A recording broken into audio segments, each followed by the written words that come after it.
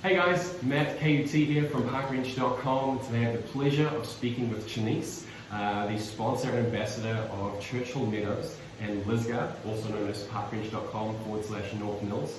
We've worked together for maybe the last 6 months or so. Really got to learn a lot about you and your commitment to service.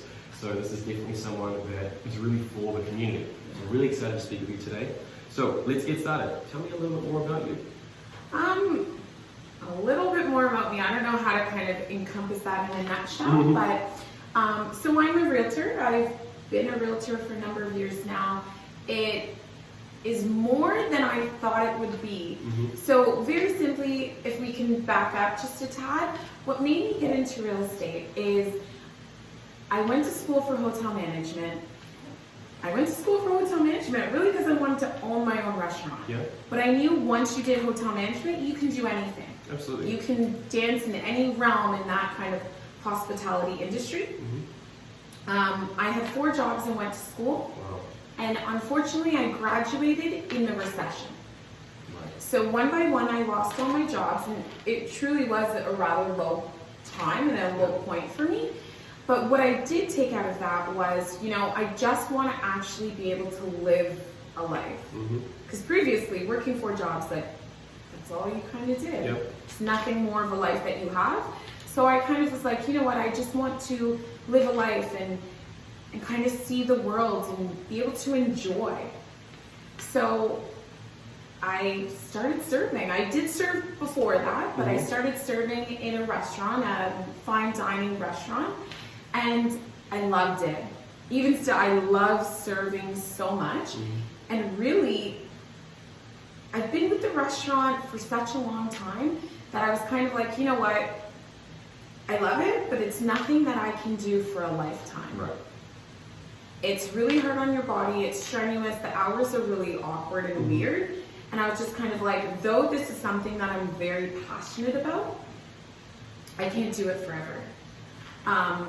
I love serving just because it's very service oriented. It's very, how are you and what can I get you? I like to serve as if we're at my house and it was like, how was your day? How are you feeling? How can I kind of make your day and your experience that much better? Yeah. So with serving for such a long time, I realized it's something that I'm passionate about, but nothing that I can, the longevity of it wasn't realistic. Yeah. So I hired a career counselor, and I kind of was like, okay, we kind of got to narrow this down, and we came across real estate. And I was really happy with that because I can see that it's the grand scale of service. Yeah. So I was like, okay, I really quite excited to be able to guide my clients' process, and especially in real estate, there's so many little gray areas where really the most stressful part of the process is the gray areas, is not knowing what's to expect. So I find if you can just kind of guide that and people's expectations, you really can have fun with all the other bits of the experience. Yeah. So yeah, that's what actually made me get into real estate. Wow, fantastic. And so, on that note, what are some of your biggest challenges in your role? What are some of these gray areas that you're referring to? So I think those are 2 different things. In terms of gray areas, I think that's more for my clients, more real estate in general. Yeah. There's so much to know, and the industry is ever changing and evolving that I think people are like, oh, what's a mortgage? How do I apply for it? What comes first, the house or the mortgage? Like, there's so many gray areas guiding the process in real estate. Yeah. But you as a business professional, as an entrepreneur, a realtor in the industry, that's a whole nother ballgame. Like, I came into real estate to be with my clients, to oversee their expectations, to kind of wow them. Yeah. To serve them. I've realized that service is my love language. Biggest challenge would be, I got into the industry to be service-based, to create a connection, to guide you, to lead you, to overexceed your expectation. With 55,000 realtors, you're doing marketing, advertising, and it's really nothing I came into the industry for. Yeah. I came into it for like human to human, not like I need to stand out of a crowd and market myself. And I think that's a lot of people in real estate get trapped in that because we're like, oh, I got into it for X, Y, or Z, and there's about a trillion other aspects that you have to encompass in your business to be successful. Yeah. So I think marketing was my biggest challenge. Okay. I don't necessarily think anymore, just strictly due to the fact that I'm a community ambassador. It's not necessarily something that I started this venture to be like, yeah, this is going to be a marketing thing.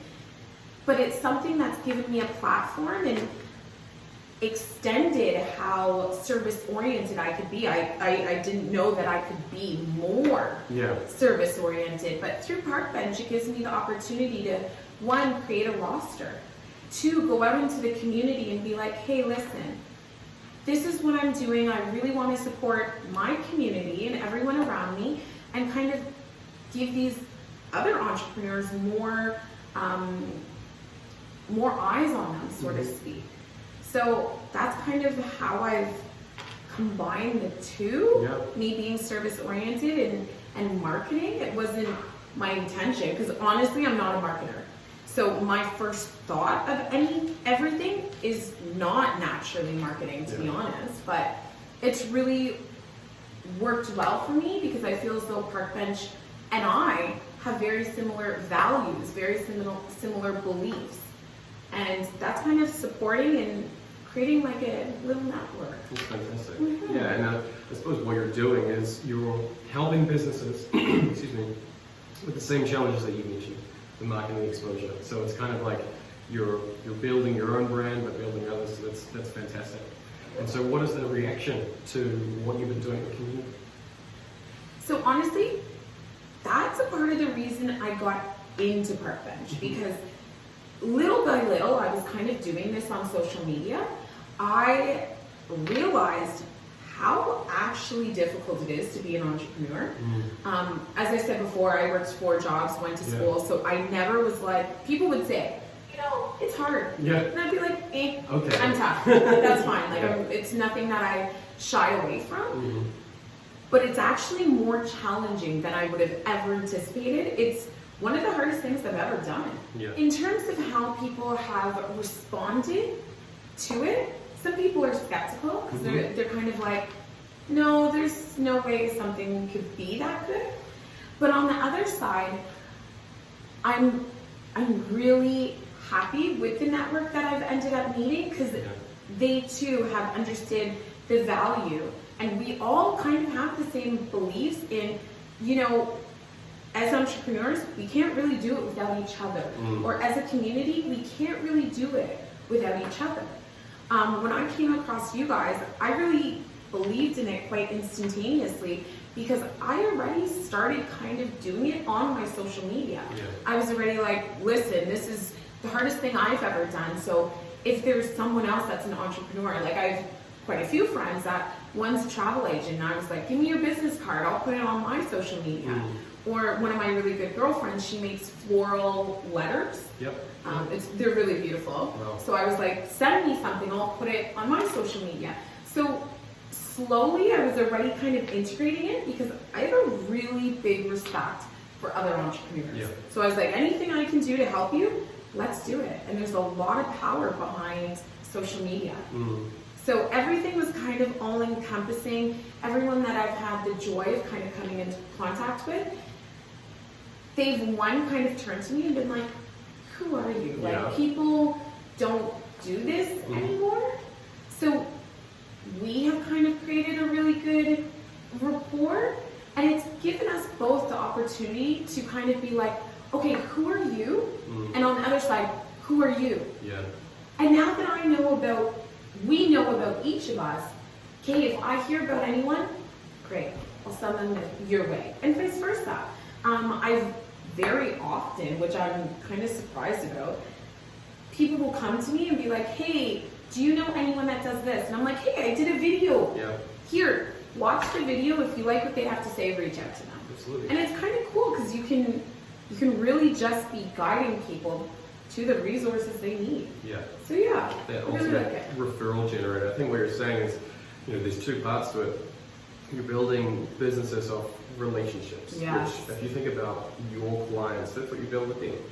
Whether it's a short-term relationship in even a serving environment, or a longer-term, hey, we're selling a big property, you want to have a strong relationship there. But that's fantastic. And then the other side of it is that I think a lot of people forget about the purpose of social media, and that it's to be social. Yes. And so instead of just going me, you're actually bringing other people in and learning about them and having others learn about them in return, so they can build more relationships. So I think that's wonderful. If we move slightly away from that then, what is, if you think about, I know you've got a lot on your plate, but what would you do in your spare time? What are some of your hobbies that you would like to do, or if you had the time to do it? I got time. You always have to make time for yourself. So what I'll say is I get up really early and go to bed really late. I am kind of big on being out of the house. My house is my sanctuary, my home, my pride and joy. So when I am home, I find that it's like a cozy, warm, comfortable place for me. So to be able to be productive and do work, I tend to not be at home so much. So when I am home, I really tend to spend a lot of time with friends and kind of reconnecting and spending actual, the word actual quality time. Not on your phones, not on social media, kind of doing our small, cute little things, whether that be watching movies or making dinner and having a few drinks. So really spending time with friends and family. The other thing that I really, really enjoy is kind of just unplugging, and not literally because I still listen to audiobooks, but just kind of going on long walks and listening to audiobooks and kind of just recharging. So there's a really big, massive walking path in my area, and I just kind of go for long walks and unplug. Nice. I think that's really cool. That's something that I miss from back home. We used to live next to this huge forest called the Waitakere Ranges, which is amazing. And it was about 15 minutes drive away from my home. And being in a busy, bustling area like the downtown Toronto, you don't necessarily get this, I suppose, the same size of forest there. But still, I love Sherwood Park and doing those things that you say as well. Plus, there's so many dogs and people with their families and stuff around that you feel good just being in that environment. Right. But if we talk about hobbies, I would say that because when I was younger, I worked so much, I didn't necessarily have time to kind of discover what I liked. I found that I put a lot of emphasis now on doing and trying new things. So whether it be boxing, as a sport, I don't see it really. I see the barbaric aspect, but I see it as actually an art. So I really loved boxing. I used to box for 2 years. Archery, I kind of took up. I thought that was really cool. I love darts. But ultimately, if I were to have a hobby, something that I'm passionate about, I'm really surprised to say that would be pottery. Yeah? Yeah. Why is that? With being so busy, one, I took up pottery as a joke. Okay. I was really just trying to discover and be what do I like? Let's just do a bunch of random things and figure out what resonates. And I tried pottery and I realized it's actually kind of like meditating. Yeah, I was going to say, that focusing on that task. Yeah, you really can't focus on anything else but what you're making. Because if you, if your mind goes somewhere else, you'll just have a ball. You won't actually have a goal. So it's actually pretty cool to say that you are making something, you made this, and you can use it. You can eat off of it. And two, clear your brain. There could be a lot going on in your day, and you're completely zoned out and just focusing on you in this little bowl you're making. And it's nothing that you really do on a daily basis.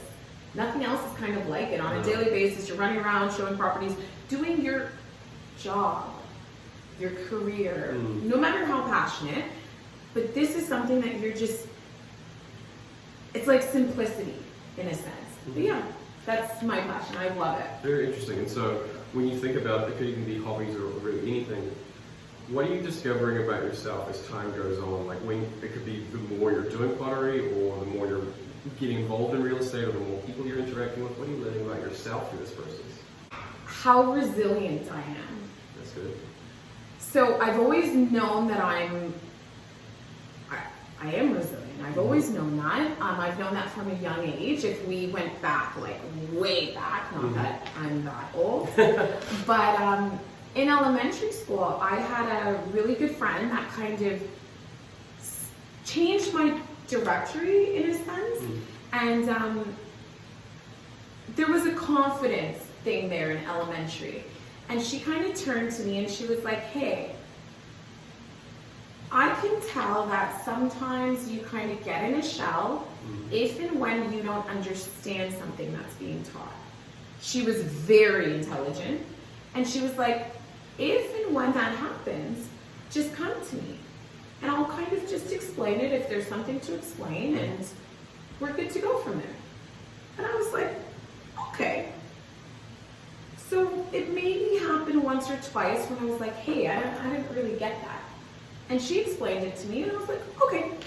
And from there, it showed me at a very young age, I can actually do anything. It might take me to take myself out of the box to be like, okay, there's a million ways to solve any one problem. Let's think outside the box about it. But I can do anything. And it's made me more resilient. It's actually, I feel, given me an edge. Yeah. Because now that I know it doesn't matter what it is, there is a work around it. It makes me more dynamic, more driven. Yeah. So it has really paved my life in that regard. So I think that I didn't know how resilient I can be, or how driven, how nothing will stop me. It's quite surprising, but also kind of motivating. Because once you look at yourself and you're like, okay, sure, something didn't go as planned, but okay, what does that mean? Let's not lose track of the bigger picture. Let's curve it back to be back on path. And I think that's something that really drives me. Solution orientated, it sounds like what you're describing there. Has to be. I'm going to be tackling this, I'm going to get it done. It's fantastic. And is that something that it's probably quite difficult to elaborate? You know, everyone says, you know, oh, I'm going to get things done, I'm going to get that done. Is that something that you'd really want others to know about you? What I think people should know about me, I think that business-wise, that I'm extremely dedicated. Yeah. I tend to take on my clients as if, kind of in a sense, like we're family. Like I'm here to work for your best interest. And it's not just, okay, let's walk you to the starting line and then go ahead, you run the race. It's, no, we are in this together. And I think that that's where we kind of lose the mark as business people, just kind of doing the bare minimum rather than going above and beyond and kind of guiding the process the whole way through. So I think people should know how dedicated, and we're kind of like a team. Yeah. It's not a, okay, tell me what you're looking for and I'll just kind of get you that cookie cutter answer. I'll get you exactly what you think you need. No, I want to be guiding the process in the background. Sure, you said that you would like X, Y, or Z, but why? Yeah. What is your why? How can we create a game plan? How can we create kind of your vision board to get you not necessarily to your home, but beyond that? Yeah. Let's create kind of like a picture and a life for yourself. So yeah, I think that's kind of what makes me more service oriented as well. It's not just, okay, here's your house. It's more, okay, what are you picturing for your life? Sort of thing. Yeah. So, yeah. Looking past maybe even just the right now to, you know, down the road. What's the goal? Where are we going with this? What's the intention? But yeah. Does that answer your question? Yeah, absolutely. Perfect. We'll try something different now. We'll try a little bit of a live and grow. So okay. quick kind of questions, short, easy to digest, but just answer whatever comes to mind. So, if you could travel to any place in the world, or maybe it's, I'll rephrase this, what's the number one place that you would like to go to in the whole world? Could be a place you've been already, or a place you'd like to go. I've been to some magical places, so I'm very blessed in that regard. But I've actually always wanted to go to Bali. Oh yeah? Always. Or the Maldives. But like I just think Bali is so like serene and calm and collective, and obviously there's more to it. Yep. But I think Bali encompasses like that part of me. Yep. That just like calm, and I can't say I'm hardly calm, but I'm pretty energetic. So I think that for that aspect of myself, I would like to go and discover and just. Yep. I even find that I talk differently when I talk about Bali because it's soothing to me. Very cool. So yeah, Bali. I've been there myself. Did you? Yeah. Did you love it? I loved it. The place that you want to go to is Ubud. So Ubud is surrounded by forest. It's a very much more relaxed area. They have a downtown like busy area, but Ubud's towards the center, and it's just amazing. Just like you can go to forest where there's like monkeys everywhere, and then you can just see lots of different amazing things, temples and landscape, and yeah, fantastic place to go to. Amazing. Recommend you definitely get there one day. If that's where you want to travel to, what is your number one spot to live? Oh God. Because traveling somewhere, you know, you could go live somewhere, travel somewhere for a couple of weeks, but living there is completely different. It's so crazy that those questions are asked back to back because they're like polar opposites. Yeah. I feel like it's similar to like my personality. I have very calm aspects, and then I have very energetic aspects. Yep. So I have to go with the energy. If it's somewhere I would be living, and that would probably be New York. Wow. I know. Like right in Manhattan, or? Like put me off to the side a little bit, but like sure, let's still be in Manhattan. Yeah. Like I want the hustle bustle. I want the lights, the energy, the food, the environment, the culture. But I really loved New York. We went on a school trip when I was in high school, and from there I've always been in love with New York. That's very cool. That's actually one of the reasons why my wife and I came here. Because we went to New York, fell in love with it. It was very hard to get a visa there, so we came to Toronto instead because it's close and it's a big city for us. So we have a lot in common. Yeah, that's interesting. Right? I love that. But New York, amazing place. Yeah, I love it. That's fantastic. And so one thing that ties hand in hand with travel is food. What's your favorite food? Like I feel as though that's probably the hardest question you can ever ask. I love dessert, so like I'm a massive carrot cake or macaroon fan. Red velvet cake, love dessert, and food. I would say that if I had to say anything, like a really perfectly done plate of seared scallops. Interesting. Yeah, I think they're so delicious. Yeah. Are there any good spots around town that you'd recommend to go and get them here? Because of how long I worked in restaurants, I can't say that I actually get out all that much. Right. So I don't have the answer. Kind of hard to pigeonhole one place, I think. Unfortunately, scallops are one of those things that not a lot of restaurants do them. So they're hard to find. So anytime I am in a restaurant that does scallops, that is my order for sure. Yep. But I wish I had an answer to that because I would be there right now. Yeah, absolutely. And so we'll pivot away from travel, but still along the lines of meeting people. If you could meet anyone, whether they're alive or have passed away, who would that person be? Anyone in the world. I have this thing that I really, really, really love to actually interact with people, like quality-wise, in the sense that like I want to know you, like what makes you tick? Why does that make you tick? Like I want to know humans for some reason. I don't know why. I've always been like this. So really, I think like Oprah, because like she has a story. Yeah, She would be like cool to kind of pick her brain, but ultimately, I would want to go back in time and spend more time getting to know my grandma. My grandma passed, I believe, in 2011, and I found myself kind of going back to my mom and asking my mom random questions about my grandma. So I would kind of be like, Mom, what was Grandma's favorite color? Like, I want to know everything. Yeah. And I think that's related to my service-oriented acts of service, because then, like, I feel if I know everything, and let's say you had a bad day and your favorite color is pink, and I know you like flowers, you're getting pink flowers. Do you know what I mean? It just, it's special in that sense. So went to my mom and I was like, Mom, what was Grandma's favorite color? And she looked at me and she was like, what kind of question is that? I don't know.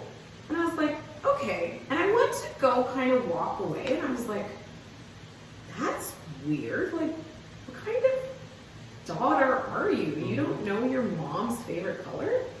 And then in mid-stride, I stopped because I was like, wait a minute, I don't know my mom's favorite color. I'm thinking the same thing, right? I didn't at that point know my mom's favorite color. So then I made a point of kind of taking my mom out, and now we go on like drives, just anywhere. We'll go to like the States or just a day trip. So I can ask my mom, like, who are you? We know our parents in one light as parents, but we don't know our parents as humans, as people. So now, like, you'd have to know my mom to know how like strange it is, but like my mom's favorite color is like pink. And that's so not her. Or like her favorite animal. So I just got very obsessed with asking, what's your favorite color, your favorite animal?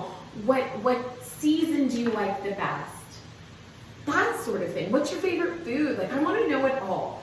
So I didn't get the opportunity to know that about my grandma. And that hits close to home. That's family.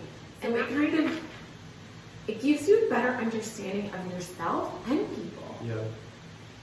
No, so I would go back in time and meet my grandma. That's fascinating. And so when we think about that, is that, I think maybe you kind of answered this already, is that building the foundation for the relationships that you have now? Like, you're making the active effort to really engage with whether they're friends and family, clients, or, you know, the people you see, well, more often than that could be like family, like your parents or brothers and sisters as well. Honestly, I've had most of my friends since grade 4. Wow. And if not grade 4, grade 9 when I started high school. And I've always kind of been like this. I feel as though as a society, we've kind of missed the mark lately. I feel like social media was meant for social, but it's actually gone in the whole opposite direction. And we talk and connect to each other so much less now than ever before. And we kind of don't even know what's going on with each other. So I really do, regardless of like real estate, business, anything like that, I really like to take time to be like, hey, how was your day? How did you feel? Why did this happen? I want to take quality time to spend it with each other. Because at the end of the day, people will remember what you look like, what you wore, how you're, sorry, people won't remember what you wore, what your style was, what joke you told, what meme you used, what you posted. They'll remember how you made them feel. That is what people will remember. So I kind of like to be more engaged with each other. Like, my friends come over and they know the rule. In my house, no phones. Like, sure, I'm a realtor, so I do need my phone. But respond, do what you need to do, put it down. This is our time to kind of connect, recharge, not be together on a phone. No. It's not parallel, right? You're there to be with that person. Connect, Interesting. And so, I mean, it might even be this, but what would you say that your clients love most about you in general? Like, what would they say they love most about you? one, how hardworking I am. Yeah. Two, how I'm obsessed with guiding their process. Yeah. I'm obsessed because I don't want something to be in the back of their head that they're like, I don't know, I'm anxious or I'm unsure. I am here so you know what your next step is, what's coming up. I'm here to basically dissipate the dark. Yeah. I'm here to shed light for you. So anything I can do to kind of broaden your horizon or open your eyes or guide you, that is what I'm here for. Along with that, like I like to get that stuff not out of the way, because you can always ask me anything, but get it out of the way so we can enjoy an exciting time. Yeah. Have fun with it. And I think that I've been with a lot of clients, which is odd to say, but a lot of clients that I'll go into a house or a property and I will touch everything. I will turn on all the lights, I will open the door, I'm obsessed with turning on the fans. Yeah. Like the washroom fans. Like what if you use the fan a lot and it's like a grater? Yeah. Like you gotta touch everything. And at first all my clients are like, you're really gonna touch everything? I'm like, no, you have to. This is gonna be ours. Yeah. You gotta touch it all, like try it out in a sense. So I think like that kind of opens their eyes and they start having fun with it. I'm like, no, it's a fun process. So I think one, guiding the process, two, having fun with it. Yeah. Having fun with it. I read a book a little while ago called, I think it's called Building Your Story Brand, and he explains in this book that there's always a hero to the story. And it sounds like what you're describing is that you make sure that your client is a hero, and in that way you position yourself as that guide. You know, you could use movies as a great example. You've got your Luke Skywalker, and then Yoda's sort of guiding him along, or any storyline, there's always someone that's guiding them there. And then there'll be situations where they'll have their own guide and things like that. But that sounds exactly what you're doing, making them a hero and being their advocate so that when they get what they need. Yeah. Besides work, and this is just your day-to-day, what are some of your things that you would do outside of work? Because I know you're very committed to working, so like what are some of the fun things that you'd get up to besides maybe just the hobbies that you'd like to do? Like what are some of just the normal day-to-days? Normal day-to-days, I'm pretty normal. I'm actually, people are really surprised to hear that I'm actually very introvert, extrovert, like the combination. So when I have time to myself, I'm kind of just sitting back, maybe with honestly how busy I am, it's probably like a glass of wine and a book, or just doing simple things. I love to cook, love to cook. I don't really love to bake, so maybe I'll be listening to some music. I love old school music, and just kind of cooking, having a glass of wine, reading a book, kind of being at home. I really love, aka being a realtor, selling homes. I love my home, so I love being home and just kind of relaxing. Doing the fun, simple things. I have two brothers, so we used to have the funnest childhood. And I think it's sad that I don't really see much of that anymore, but I was really blessed to live in a crescent. I grew up in Mississauga, so we lived in a crescent, and all the kids would just like play on the street. We didn't need parents outside, and whenever it was dinner time, like the parents would just whistle and be like, dinner time, and we would just play out on the street. We would play tag, and we made up games. So really, like even now, we just kind of sit home, play cards, have fun, just the simple things, really quality time stuff. It's interesting learning about you and your background and sort of what you're doing now within real estate. It's very centered around building that community within the home, and I think that definitely, like for me, it makes sense that when you went to your career counselor, you know, real estate was the option you went into because it's very tied into your values, your principles, which is fantastic. That's what I'm here for. It's really cool. Suited. I'm in the right career, so I'm happy with that. And so, yeah, I think it was a really great way to learn about you today. Like I think it's a lot. I think a lot of people when they are looking for particular services, we just see the contact information, and that's pretty much it, which we'll get into later. But I feel like this really gives substance behind the person because, you know, it's a big thing for an individual. So that's contacting some businesses to interview for Park Bench. That's a part of what I kind of say to them. Like, nowadays we really, if you need a painter, we don't really know where to turn. We're like, great, I'll Google it, I guess. Now you can actually see an interview of the person and see the person, the personality behind the business. You can connect to them and be like, oh, their kids went to go to school with my kids. Let's support their family. It's creating more awareness amongst us, and that's part of why I wanted to do the interview with you as well. Because we don't actually know how much quality, how much is around us, and it is really important to see there are tons of people to support in our community, and they're local, they are right there. So and even for someone like myself, being new to a community, you start with zero. You don't have anyone that you know, so being able to have someone that you can connect with for a lot of different services and just things in town that you might be interested in. Absolutely. So what would be the best way for people to connect with you? You know, I know obviously we talk about social media being sort of that necessary evil. You've obviously got that. How would people be able to reach out to you? Honestly, I would say anything. I feel like I'm on everything. Okay. Your quickest way to get a hold of me, truthfully, would either be my cell phone, so either text or call me. But like, I'm on almost every social media platform, whether it be Instagram, Facebook, LinkedIn, Twitter, like whole 9 yards. Or check out my page. Go to parkbench.com/north-mills, and you can contact me directly there as well.